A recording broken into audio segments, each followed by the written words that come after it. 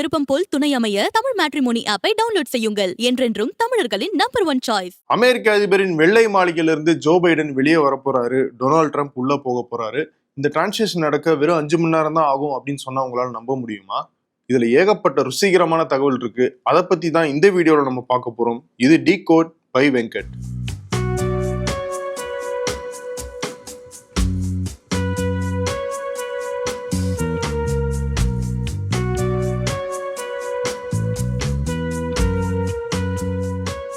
அஞ்சு மணி நேரத்துல மாறுறதுல என்ன பெரிய அதிசயம்? ஒரு அதிபர் வெள்ளை மாளிகையிலிருந்து வெளியே போறாருன்னா அவர் மட்டும் போவாரு, அவரோட துணிமணிகள்லாம் போவோம், வேற என்ன போக போகுது, மீதியெல்லாம் அங்கேயே தானே இருக்க போகுது அப்படின்னு நீங்க கேட்கலாம். ஆனா அவர் உட்கார சேர்ல இருந்து கிட்டத்தட்ட அங்க இருக்கிற எல்லா பொருளுமே மாத்தப்படுது அப்படிங்கிறது தான் இங்க நம்ம முக்கியமா கவனிக்க வேண்டிய விஷயம். Number 1600 Pennsylvania avenue, Washington. இதுதான் வெள்ளை மாளிகையினுடைய அட்ரஸ். புதுசாக பதவியேற்க இருக்கிற டொனால்ட் ட்ரம்ப் பதவியேற்ற உடனே நேரா இந்த வெள்ளை மாளிகைக்குள்ளதான் போவார். ஜனவரி 20 இன்னைக்குதான் பதவியேற்பு விழாவும் அந்த வெள்ளை மாளிகைக்குள்ள குடியேற விழாவும் நடக்க இருக்கு. முதல்ல என்ன நடக்கும்னா, அதிபர் டொனால்ட் ட்ரம்ப்பும் துணை அதிபரா தேர்ந்தெடுக்கப்பட்ட வான்ஸும் ஒன்னா லிமோசின் கார்ல கேபிட்டல் அப்படின்னு சொல்லப்படுற அந்த பில்டிங் போவாங்க. கிட்டத்தட்ட அது நிர்வாக ரீதியான ஒரு பில்டிங்னு சொல்லலாம். அங்கதான் பதவியேற்பு விழா நடக்க இருக்கு. அங்க பதவியேற்பு விழா நடக்கும், அணிவகுப்பு மரியாதை நடக்கும், அதுக்கப்புறமா ஒரு லஞ்ச் இருக்கும் சிறப்பு விருந்தினர்களோட.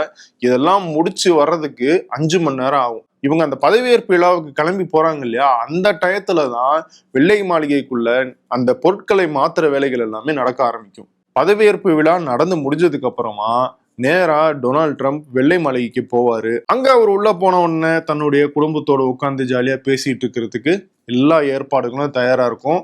அவருடைய குடும்ப புகைப்படங்கள் எல்லாமே அந்த சுவர்கள்ல அலங்கரிச்சிருக்கும். இந்த ப்ராசஸ் ஏன் ரொம்ப சேலஞ்சிங் அப்படின்னு சொல்றோம்னா, வெள்ளை மாளிகையில மொத்தம் 6 மாடிகள் இருக்கு. அதுல மொத்தம் 132 அறைகள் இருக்கு. இந்த எல்லாத்தையுமே இந்த 5 மணி நேரத்துக்குள்ளதான் அந்த சேஞ்சஸ் எல்லாம் பண்ணணும். நான் சொன்னேன், அந்த பதவியேற்பு விழா ஸ்டார்ட் ஆன உடனே வெள்ளை மாளிகையில் இருக்கிற 100 பணியாளர்கள் அங்க இருக்கிற வராண்டாக்கள், ஜன்னல்கள், கைப்பிடிகள் எல்லாத்தையுமே கிளீன் பண்ற வேலைகள்ல முதல்ல ஈடுபடுவாங்க. அதுக்கப்புறமா ட்ரம்பினுடைய அறைகள், அவங்க ஃபேமிலியினுடைய அறைகள், அவர் அதிகாரம் பண்ண இருக்கிற ஓவல் அப்படிங்கிற அந்த ஆபீஸினுடைய நாற்காலி முதற்கொண்டு எல்லாமே இந்த இடைப்பட்ட காலத்துல சேஞ்ச் பண்ணப்படும்.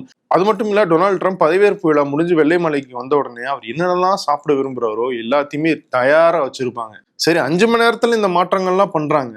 ஆனா இது எப்படி டொனால்ட் ட்ரம்புக்கு பிடிக்குமா? அவருடைய ரசனை வேறையா இருக்குமே, இவங்க பாட்டுக்கு வேற எதையா மாத்திட்டாங்கன்னா என்ன பண்றது அப்படிங்கிற ஒரு சந்தேகம் வரும். ஆனா அப்படிதான் அங்க நடக்கிறது கிடையாது. அமெரிக்க தேர்தலை பொறுத்த வரைக்கும் நவம்பர் மாசமே தேர்தல் நடந்து முடிஞ்சிடும், ரிசல்ட் வந்துடும். ஆனா ஜனவரி 20 தான் டொனால்ட் ட்ரம்ப் பதவி ஏற்க இருக்கிறாரு. இடையில 2 மாதங்கள் கேப் இருக்கு. அமெரிக்காவை பொறுத்த வரைக்குமே எப்பயுமே ஜனவரி 20 தான் ஒரு அதிபர் பதவி ஏற்கிறதுக்கான ஒரு நாளாக பிக்ஸ் செய்யப்பட்டது. இந்தியா மாதிரி வெவ்வேறு நாட்கள்ல பதவி ஏற்க மாட்டாங்க. சோ இந்த 2 மாதங்கள் இடைவெளி இருக்கு இல்லையா, அந்த நேரத்துல டொனால்ட் ட்ரம்பினுடைய குடும்பத்துக்கு இந்த வெள்ளை மாளிகையினுடைய அதிகாரிகள் எல்லாருமே தொடர்பு கொண்டு பேசியிருப்பாங்க. பேசி வெள்ளை மாளிகையில என்ன மாதிரியான மாற்றங்கள் ஏற்படுத்தணும், உங்களுடைய ரசனை என்ன அப்படின்னு சொல்லி கேட்டு தெரிஞ்சுக்குவாங்க. அதன் அடிப்படையில என்ன மாதிரியான பர்னிச்சர்ஸ் போடணும், என்ன மாதிரியான சோஃபா போடணும், என்ன மாதிரியான தரை விரிப்புகள் போடணும், என்ன மாதிரியான கர்டன்ஸ் போடணும், என்ன கலர்ல போடணும் அப்படிங்கிறது வரைக்கும் ரொம்ப டீட்டெயில்டா கேட்டுப்பாங்க. ஸோ அதை எல்லாமே ரெடி பண்ணி தயாரா வச்சுக்குவாங்க. ஸோ ஆல்ரெடி இந்த பொருட்கள் எல்லாம் ரெடி பண்ணி வைக்கப்பட்டதுனால அந்த 5 மணி நேரத்துக்குள்ள அதை மாத்துறது மட்டும்தான் இவங்களுடைய வேலையா இருக்கும். அதுக்கு முன்னாடி எது எங்க வரும் அப்படிங்கிற அளவுக்கு ப்ராப்பரான ஸ்கெட்சை அவங்க ரெடி பண்ணிடுவாங்க. வெளியே போகிற அதிபர் ஜோ பைடனுடைய பொருட்கள் எல்லாம் முன்கூட்டியே பேக் பண்ணி வச்சிருப்பாங்க. இருந்தாலும் அவர் கடைசியா கிளம்பும் போதுன்னு சில பொருட்கள் இருக்கும் இல்லையா, அது எல்லாம் இந்த பதவியேற்பு விழா நடக்கும்போது ஜோ பைடனும் அங்க இருப்பாரு. அதனால அந்த டயத்துல தான் பேக் பண்ணுவாங்க. அதுக்கு கொஞ்ச நேரத்துக்கு முன்னாடியே வெள்ளை மாளிகைக்கு ஓரமா ட்ரக்குகள்லாம் நிறுத்தி வச்சிருவாங்க. ஸோ அந்த ட்ரக்குகள்ல ஜோ பைடனுடைய பொருட்களை எல்லாம் ஏத்தி அவர் அடுத்ததான் எங்க போய் தங்க போறாரோ அந்த வீட்டிலேயே கொண்டு போய் இறக்கி வச்சிருவாங்க. டொனால்ட் ட்ரம்ப் புளோரிடாவில் இருக்கிற தன்னுடைய பீச் ரிசார்ட்ஸ்ல தான் குடும்பத்தோட தங்கி இருக்காரு. அங்க இருந்து அவருடைய பொருட்கள் எல்லாம் ஒரு வாரத்துக்கு முன்னாடியே வெள்ளை மாளிகைக்கு எடுத்துட்டு வரப்பட்டு விட்டது. ஆனா வெள்ளை மாளிகைக்குள்ள அவர் அதிபராகாம அனுமதிக்க மாட்டாங்க. அதனால வெள்ளை மாளிகைக்கு வெளியே 2 ட்ரக்குகள்ல அந்த பொருட்கள் எல்லாம் வைக்கப்பட்டிருக்கு. அந்த பொருட்களுக்கு சீக்ரெட் சர்வீஸினுடைய பாதுகாப்பு 24 மணி நேரமும் வழங்கப்பட்டுக்கிட்டே இருக்கு. அதிபராக அவர் பதவியேற்கும் போது இந்த பொருட்கள் எல்லாம் உள்ள அரேஞ்ச் பண்ண ஆரம்பிச்சிருவாங்க. இவ்வளவு வேலையும் அவங்க செய்யணும். ஆனா அங்க இருக்கிறது ஒரே ஒரு லிஃப்ட் மட்டும்தான், பழைய கால பில்டிங்ன்றதுனால அந்த ஒரு லிஃப்ட்டுக்குள்ளதான் இந்த ஊழியர்கள் எல்லாருமே வந்து செயல்பட்டு இந்த பொருட்களை எல்லாம் அரேஞ்ச் பண்ணணும். கிட்டத்தட்ட 100 ஊழியர்கள் இருக்காங்க. முழுக்க முழுக்க வெள்ளை மாளிகை ஊழியர்கள் மட்டும்தான் இதுல வேலை பார்ப்பாங்க. வெளியே இருந்து எந்தவித டெம்பரரியான ஸ்டாஃப்ஸ் யாரையுமே கொண்டு வர மாட்டாங்க. காரணம் பாதுகாப்பு கருதி தான். அதனால இந்த 5 மணி நேரத்துக்குள்ள இந்த 100 பேரும் அந்த ஒரு லிஃப்ட்டுக்குள்ள இந்த பொருட்களை எல்லாம் அரேஞ்ச் பண்ணணும். அதே மாதிரி ஜோ பைடனுடைய பொருட்கள் எல்லாம் வெளியெடுத்துட்டு போகணும் அப்படிங்கிற ஒரு பெரிய டாஸ்கை கடுமையான உழைப்பை கொடுத்து செஞ்சு முடிக்கிறாங்க. வெள்ளை மாளிகையினுடைய 2வது ஃப்ளோர்ல தான் எப்பயுமே அதிபர்கள் வந்து வசிப்பாங்க. அந்த இடத்துல மட்டும் 16 அறைகள் இருக்கு, 6 குளியல் அறைகள் இருக்கு. அந்த ரூம்ஸை தான் வந்து இப்போ டொனால்ட் ட்ரம்ப் வந்து பயன்படுத்த போறாரு. அந்த ரூம் எல்லாம் வந்து டொனால்ட் ட்ரம்பினுடைய வீடு மாதிரியே வந்து மாத்துறதுக்கான ஏற்பாடுகள் எல்லாம் இந்த வெள்ளை மாளிகை ஸ்டாஃப் வந்து பண்ணுவாங்க. ஆனா இப்போ டொனால்ட் ட்ரம்பினுடைய குடும்பம் அப்படிங்கிறது பெரிய குடும்பம் அப்படிங்கிறதுனால அவர் 3வது மாடியையும் யூஸ் பண்றதுக்கான வாய்ப்பு இருக்கு அப்படின்னு சொல்றாங்க. ட்ரம்ப்புக்கு என்னங்க அவ்வளவு பெரிய குடும்பமான்னு கேட்டீங்கன்னா ஆமாங்க, இப்போ அவர் 3வது மனைவி மெலோனியா ட்ரம்ப் கூட தான் இருக்காங்க. ட்ரம்ப்புக்கு மொத்தம் 3 மகன்கள், 2 மகள்கள், 10 பேர குழந்தைகள், இப்போ 11வது பேர குழந்தை பிறக்க போகுது. ஸோ இந்த அளவுக்கு ஒரு பெரிய குடும்பமா இருக்கு ட்ரம்ப்பினுடைய இது. இதுக்கு முன்னாடி எல்லாம் ஆக்டிவா இருந்த மனைவி மெலனியா ட்ரம்ப் இந்த முறை அவர் தேர்தல் பிரச்சாரங்களில் ஈடுபடும் போது ரொம்ப ஆக்டிவா இல்லை. அதனால அவர் வந்து இந்த வெள்ளை மாளிகைக்கு வரமாட்டாரு அப்படிங்கிறதெல்லாம் தகவல் போச்சு. ஆனா மெலனியா ட்ரம்ப் ஒரு ட்வீட் போட்டிருக்காங்க, எல்லா பொருட்களையும் பேக் பண்ணியாச்சு, வீடு எப்படி இருக்கணும் அப்படிங்கிறதையும் சொல்லியாச்சு, நீ போய் குடியேற வேண்டியதுதான் அப்படின்னு சொல்லியிருக்காங்க. ஸோ அதனால அவங்க கண்டிப்பா இந்த வெள்ளை மாளிகைக்கு வருவாங்க அப்படிங்கிறது தெரியுது. அது மட்டும் இல்ல, கடந்த முறை டொனால்ட் ட்ரம்ப் அதிபராக இருந்தபோது அதிகாரத்துல முக்கியமான இடத்துல இருந்தாங்க இவாங்கா ட்ரம்ப், அவருடைய மகள். ஆனா இந்த தடவை அவங்களுடைய முக்கியத்துவம் அப்படிங்கிறது குறைஞ்சிருக்கு. கிட்டத்தட்ட அவங்க ஒரு டிஸ்டன்ஸ் மெயின்டைன் பண்ணிட்டே இருக்காங்க.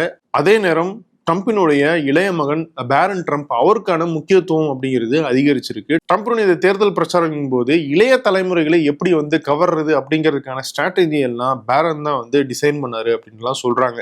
அது மட்டும் இல்ல, தன்னுடைய உறவினர்கள், சம்பந்திகள், நண்பர்கள் அப்படின்னு சொல்லி ஏகப்பட்ட பேருக்கு அரசு பொறுப்புகளை வந்து அள்ளி கொடுத்திருக்காரு டொனால்ட் ட்ரம்ப். அதுல எத்தனை பேர் இந்த மாளிகையில தங்குவாங்க அப்படிங்கிறதும் போக போக தான் நமக்கு தெரியும். டொனால்ட் ட்ரம்ப் ஏற்கனவே அதிபராக இருந்திருக்காரு. அப்போ ஏற்கனவே மெலினா ட்ரம்ப்பும் வெள்ளை மாளிகையில இருந்திருக்காங்க. அதனால வெள்ளை மாளிகை எப்படி இருக்கும் அப்படிங்கிறது தெரியும். அதனால அவங்க அந்த டிசைன்ஸ் எல்லாம் வந்து சொல்லிட்டாங்க. ஆனா பொதுவா புதுசா ஒருத்தர் அதிபராக தேர்ந்தெடுக்கப்பட்டு அவர் வெள்ளை மாளிகைக்குள்ள போறாங்க அப்படின்னா அவங்களுடைய குடும்பத்துக்கு வெள்ளை மாளிகை எப்படி இருக்கும் அப்படிங்கிறது தெரியாது. அப்ப எப்படி அவங்க வந்து டிசைன் பண்ணுவாங்க, என்னென்ன பொருட்கள்லாம் இருக்கணும் அப்படிங்கறது முடிவு பண்ணுவாங்க. அதுக்குதான் அங்க ஒரு நடைமுறை வச்சிருக்காங்க. ஏற்கனவே இருக்கிற அதிபர் புதுசா வந்து தேர்ந்தெடுக்கப்பட்டிருக்கிற அதிபரனுடைய குடும்பத்தை அந்த வெள்ளை மாளிகைக்கு ஒரு விருந்துக்காக அழைப்பாரு. அங்க வெள்ளை மாளிகையில என்னென்ன இருக்கு, எப்படி எப்படி இருக்கு அப்படிங்கிறது எல்லாம் சுத்தி காட்டுவாங்க. அதன் மூலமா அவங்க வந்து பிளான் பண்ணி டிசைன் பண்ணுவாங்க. இப்படிதான் ஒபாமாவினுடைய மனைவி மிச்சலி ஒபாமா டொனால்ட் ட்ரம்ப் பதவியேற்க இருக்கும்போது அவருடைய குடும்பத்தையும் மெலோனியா ட்ரம்பையும் அழைச்சு இந்த வெள்ளை மாளிகையை வந்து சுத்தி காட்டினாங்க. அங்க இருக்கிற பொருட்கள் என்னென்ன அப்படிங்கிறதெல்லாம் வந்து தெரிஞ்சுக்கிட்டாங்க. அதன் அடிப்படையில மெலோனியா ட்ரம்ப் வந்து ஒரு பிளான் போட்டாங்க. ஆனா அந்த மரபை டொனால்ட் ட்ரம்ப் மட்டும் கடைபிடிக்கல. கடந்த முறை டொனால்ட் ட்ரம்ப் வந்து தோல்வி அடைஞ்ச போது அந்த தோல்வியே அவர் ஏற்காம அந்த கேபிட்டல் பில்டிங்குள்ள பெரிய பிரச்சனை எல்லாம் நடந்துச்சு. கலவரக்காரர்கள்லாம் வந்து உள்ள போறதுக்கு ட்ரை பண்ணாங்க. அப்படி இருக்கிற சிச்சுவேஷன்ல அந்த மரபை பின்பற்றாம ஜோ பைடனுடைய குடும்பத்தை அழைச்சு இந்த வெள்ளை மாளிகையை பத்தி சுத்தி காட்டவே இல்லை டொனால்ட் ட்ரம்ப். ஆனா ஜோ பைடனுடைய குடும்பத்துக்கு அது தேவையும் படல. ஏன்னா அவர் ஏற்கனவே துணை அதிபராக இருந்ததுனால அவங்க குடும்பத்துக்கு ஏற்கனவே வெள்ளை மாளிகையை பத்தின அந்த அறிமுகம் இருந்துச்சு. அதனால அவங்களுக்கு அதை டிசைன் பண்றதுல பெரிய ப்ராப்ளமா அமையல. ஆனா இந்த முறை ஜோ பைடன் ட்ரம்ப்னுடைய குடும்பத்துக்கு ஒரு அழைப்பு கொடுத்தாரு. ஆனா ட்ரம்ப் மட்டும்தான் போயிருந்தாரே தவிர அவருடைய மனைவி மெலினா ட்ரம்ப் வந்து போல. நம்ம ஏற்கனவே இந்த இடத்துல இருந்திருக்குமே, அதனால எதுக்கு சும்மா போய் ஜில் பைடனை போய் பார்த்துக்கிட்டு இருக்கணும் அப்படிங்கறதுனால கூட அவங்க போகாம இருந்திருக்கலாம் அப்படின்னு சொல்றாங்க. ஒரு அதிபர் வெள்ளை மாளிகையிலிருந்து வெளியே போகும்போது தன்னுடைய சொந்த பொருட்கள் மட்டும்தான் அவரால் எடுத்துட்டு போக முடியும். அவர் ஆட்சியில் இருந்த காலத்துல, அவர் அதிபராக இருந்த காலத்துல வாங்கப்பட்ட பொருட்கள் எல்லாம் வெள்ளை மாளிகைக்குள்ளதான் இருக்கணும். அதை வந்து அவரால் எடுத்துட்டு போக முடியாது. புதுசா வர அதிபர் அந்த பொருட்கள் ஏதாவது தேவைனாமானா வந்து யூஸ் பண்ணிக்கலாம். அப்படி அவர் தேவையில்லைன்னு சொல்லிட்டாருன்னா அதை எடுத்து ஒரு குடோன்ல வந்து சேஃபா வச்சிருவாங்க. சில அதிபர்கள் என்ன பண்ணுவாங்க, வரவேற்பு அறையை வந்து பெட்ரூமா மாத்துவாங்க, பெட்ரூமை வரவேற்பு அறையா மாத்துவாங்க. இப்படி பல சேஞ்சஸையும் இந்த வெள்ளை மாளிகைக்குள்ள அவங்களுக்கு செய்யறதுக்கான அந்த உரிமை வழங்கப்படுது. என்னென்ன பொருட்கள் எடுத்துட்டு போகக்கூடாது அப்படிங்கிறத பார்த்தோம். அதே மாதிரி அரசு சார்ந்த எந்த விதமான ஆவணங்களையும் வெளியே போகிற அதிபர் எடுத்துட்டு போகவே கூடாது அப்படிங்கிற ஒரு விதி அங்க இருக்கு. இந்த விதி எப்ப கொண்டு வரப்பட்டதுன்னா, அமெரிக்க அதிபராக நிக்சன் இருந்த காலத்துல அவர் வெளியே போகும்போது பல ஆவணங்களை அவர் எடுத்துட்டு போயிட்டாரு. குறிப்பா அவர் மேல எந்தெந்த விஷயங்கள்லாம் குற்றச்சாட்டு வைக்கப்பட்டதோ அந்த ஆவணங்களை எல்லாம் அவர் வெளியே எடுத்துட்டு போய் அழிச்சிட்டாருன்னு சொல்லப்பட்டுச்சு. அதுக்கப்புறமா தான் இந்த விதி கொண்டு வரப்பட்டுச்சு. தேசிய ஆவண காப்பகத்துல தான் அதிபர் மாளிகையில் இருக்கிற ஆவணங்கள் எல்லாம் சேஃபா பாதுகாத்து வைக்கப்படும் அப்படிங்கிற ஒரு சட்டம் அங்க கொண்டு வரப்பட்டுச்சு. கடந்த முறை டொனால்ட் ட்ரம்ப் அதிபரா இருந்தாரு. அதுக்கப்புறம் ஆட்சி இழந்தாரு. ஜோ பைடன் அதிபரானார் இல்லையா? டொனால்ட் ட்ரம்ப் ஆட்சியிலிருந்து அவர் வெளியே போகும்போது பல முக்கியமான ஆவணங்களை தன்னுடைய புளோரிடா பீச் ரெசார்ட்டுக்கு எடுத்துட்டு போயிட்டாரு. அதை கொடுக்கவே மாட்டேன்னு சொல்லி ரொம்ப நாள் மறுத்துட்டு இருந்தாரு. அப்புறம் காவல்துறை FBI எல்லாம் தலையிட்டு அவங்க போய் சர்ச் பண்ணி பல ஆவணங்களை கைப்பற்றி கொண்டு வந்தாங்க. அவர் பெட்ரூம்ல போட்டு வச்சிருந்தாரு, பாத்ரூம்ல கொஞ்சம் ஆவணங்களை போட்டு வச்சிருந்தாரு. என்ன மாதிரியான ஆவணங்கள் கேட்டீங்கன்னா, நாட்டினுடைய முக்கியமான ரகசியங்கள், ராணுவ ரகசியங்கள், எந்தெந்த நட்பு நாடுகள் இருக்கு அவங்கள பத்தின ராணுவ குறிப்புகள்னு இப்படி முக்கியமான ஆவணங்களை எல்லாம் அவர் எடுத்துட்டு போய் கண்ட மாதிரி போட்டு வச்சிருந்தாரு. அது தொடர்பாகவும் அவர் மேல ஒரு வழக்கு பதியப்பட்டுச்சு. ஆனா அவர் இப்போ திரும்பி அதிபராக பதவியேற்றதுனால அந்த வழக்கெல்லாம் எந்தவித பிரச்சனையும் இல்லாம முடிச்சு வச்சுட்டாங்க. சார், ட்ரம்ப் மட்டும் தான் இப்படி பண்ணாரா, வேற யாரும் பண்ணலன்னு கேட்டீங்கன்னா, ஜோ பைடனும் அப்படி பண்ணியிருக்காரு. அவர் ஒன்றும் சாதாரண ஆள் கிடையாது. ஏற்கனவே அவர் துணை அதிபராக இருந்த போது அவரும் இந்த மாதிரி பல ஆவணங்களை வெள்ளை மாளிகையிலிருந்து வெளியே எடுத்துட்டு போய் வச்சிருந்திருக்காரு. அந்த ஆவணங்கள் எல்லாம் அவர்கிட்ட இருக்கு அப்படிங்கிறதே ஒரு 2 ஆண்டுகளுக்கு முன்னாடி தான் கண்டுபிடிச்சாங்க. ஒரு அதிபராகவே இருந்தாலும் ஏன் அந்த ஆவணங்களை எடுத்துட்டு போறீங்கன்னு சொல்லி அவர்கிட்ட போலீஸ் விசாரணை நடந்துச்சு.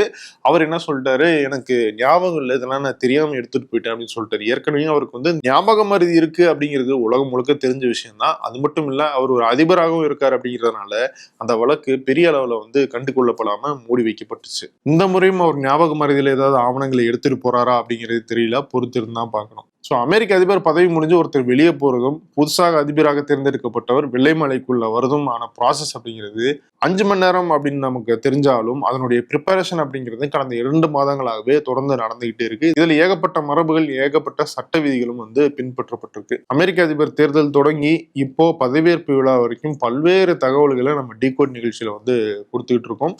தொடர்ந்து இது போன்ற வேறொரு வீடியோவில் உங்களை சந்திக்கிறேன். நன்றி, வணக்கம். திருமணம் எனும் இனிய சங்கமம். உங்களுக்கு ஏற்ற ஒரு பார்ட்னரை தேர்வு செய்ய சரியான இடம் தமிழ் மேட்ரிமோனி ஆப். தமிழர்களின் நம்பர் 1 சாய்ஸ். இன்றே டவுன்லோட் செய்யுங்கள். விருப்பமான துணையை தேர்ந்தெடுங்கள்.